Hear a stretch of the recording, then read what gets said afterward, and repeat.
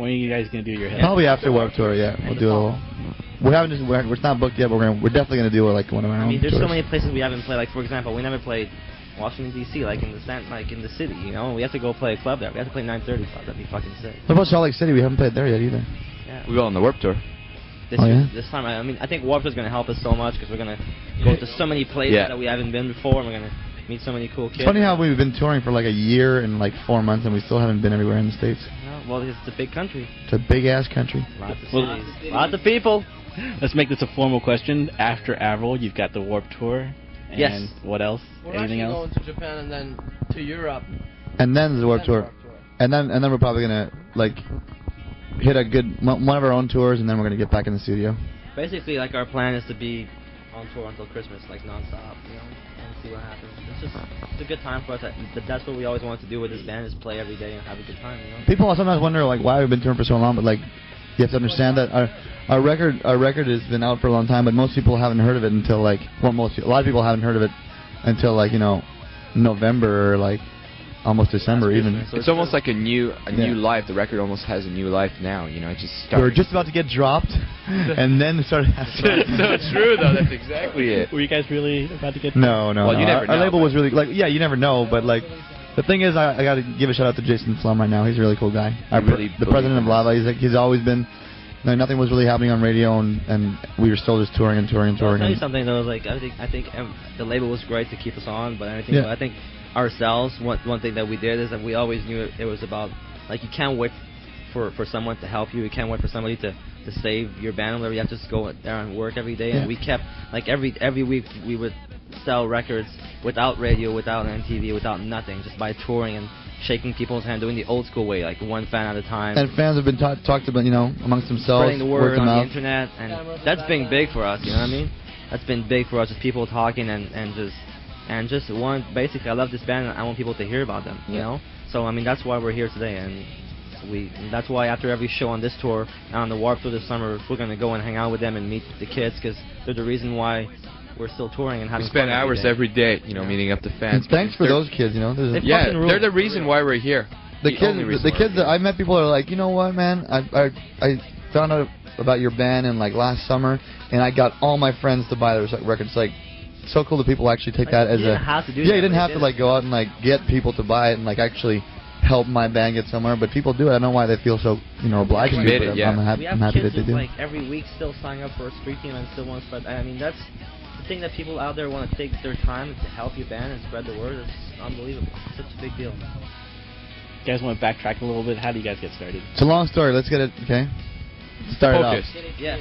Okay, so first of all, once upon a time when I was in high school, we all went to the same high school together except for David. I met Chuck in 7th grade, and in 8th grade we started playing our first band. It was like just a band that we really bad vocals. For like a talent show in school, and we just started playing. And after about a year of that, I started singing, because I was like, you know what, this sucks, there's no vocals. So we started singing, and we made a band for like 3-4 years. We kind of heard on the radio that most songs had vocals on, lyrics, so we was like, hey, maybe we should try that. So we played in a band since that time, and then that band that we had kind of broke up, and Jeff and Seb, who were friends of ours from high school, with Chuck, started another band when I was like 18 or something like that, and then I joined in a year later because I was bored, and they were like, we need a singer, and I'm like, hey, you know I can sing, or someone like that. So I joined that band, and then David was added on the following year because I didn't want to play bass anymore, because we needed some more back vocals, and he was the man. Now it's been 2 years, right? We've been writing songs. More than that. 2.5 years. Yeah. Made a record, and we've been together for like almost 4 years now. Yeah. How do you guys go about writing songs? We buy them. We go on the internet. There's this cool thing called MP3.com. You know what we do? Go on there and you steal them. We steal them from young, promising bands. Yes. We beat them up. So all those kids are giving you demos. Exactly. That's right. You see that buck right there, full of demos right there. They're just feeding our creativity. You know what I mean? Our inspiration. That's right. Actually, I don't know. Like we. Just like anybody does, you know. We just grab a guitar, start playing stuff, and eventually shit comes up in your head, and and then we all get together and kind of, you know, arrange it together, and everybody throws in their ideas, and it becomes like a Simple Plan song, you know? Yeah. That's it. It's not very exciting. Sometimes it's long. Sometimes it takes like 5 minutes. Sometimes it takes I'll tell you like something 2 though. weeks. I mean, a lot of people, like I hear some people say like, he's like, writing song is super easy, and it's like I can write 10 songs in a day. dude. Bullshit. I For can't. us, it's not. Oh, good easy. for you, you know? It's not easy for us. It's a long process. It's hard. We have to work sit hard. down and really work at it, you know. We're really perfectionists, and like we always say, all these songs are somewhat special to us. You know Yeah. what I mean? Like we don't have any songs on the record. We're not sure about having them on the record. I hope we do that. I hope we could do that for the next record too. Even though we That's don't- one thing. On this record, we were lucky because like all of us agreed on which songs would come on the record, and it wasn't even like, you know, next like one I'll just decide. Okay. Have you guys have songs ready for your next record? Now we're starting to write now. Actually, we're like now we've gotten to the point where we're. Isn't it great to be brutally honest? No, we don't. Yeah, we don't. Not worry about it. But on this tour especially, we've had time to like bring amps in the dressing room and actually take time to write stuff. So we're like planning on making the record right now. David, you have like your little leopard skin, zebra skin carpet. That's right. Is there a story behind that? He was in Africa. He killed it and then he skinned it, and that's. No, my girlfriend just bought it for me, I guess. There's no story behind it. Actually, there is. My back is fucked up, and it helps a little bit. That's pretty much it. I'm sorry, Right, I don't have- the zebra prints really helps the back. Yeah. I don't have a cool Vegas story, but he's got a zebra fetish. it's And mental healing. That's right. So, what advice do you guys have for kids who want to start a band? Don't do it, man. Don't do it. It's competition. Yeah. No, I think that the best.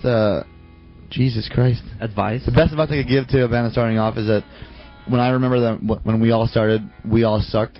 And if you think that you suck and you're not good enough, then don't worry, because everybody does suck when they start. So you just got to get better at it by doing it more and more, and never ever believe people that tell you that you're not good enough. Then you just use that and spin it around, make it positive energy, and you just keep at it. It's like sexual intercourse, you know? The first time, people will tell you you suck, just keep on going. It's okay. And if the second time, the third time, you still tell you suck, well, then you're gay. No, gay people have sex too. And I think the best advice is also like write your own songs, and like write your own songs, and don't. I mean, it's funny, like we never really had. But don't play covers. Don't play covers. We never play, like, since we were 12. Even though we had no idea how, we just decided to write our own songs right away. It was weird, you know, like we never wasted time covering other people. Just do your thing. We probably played in my life. I think I sang probably 4 covers in my life. Yeah, I remember every. Yeah, 2 in this band. So, how old were you when you guys first picked up an instrument and started Yeah, playing? there's a cool picture of him in the magazine with the guitar. Yeah, I don't really remember. Like my dad had a guitar lying around pretty much all the time because he used to play in a band when he was younger, and I started playing piano when I was young. So it took, I don't know, but probably the first time I played guitar maybe it was like 8 or 9 or 10 or. I used to play piano when I was young, but like the real time I played drums probably when I was 13 years old. Yeah, me too. Seriously, I started playing music seriously when I was like 11 or 12. But not seriously.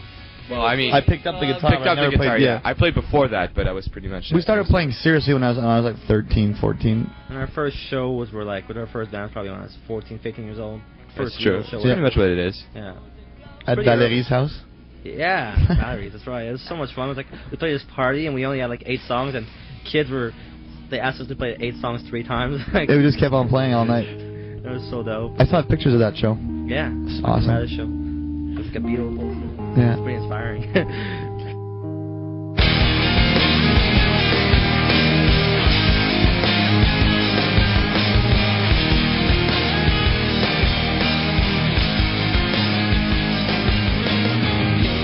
Dad, look at me. Think back and talk to me. Did I grow up according to plan?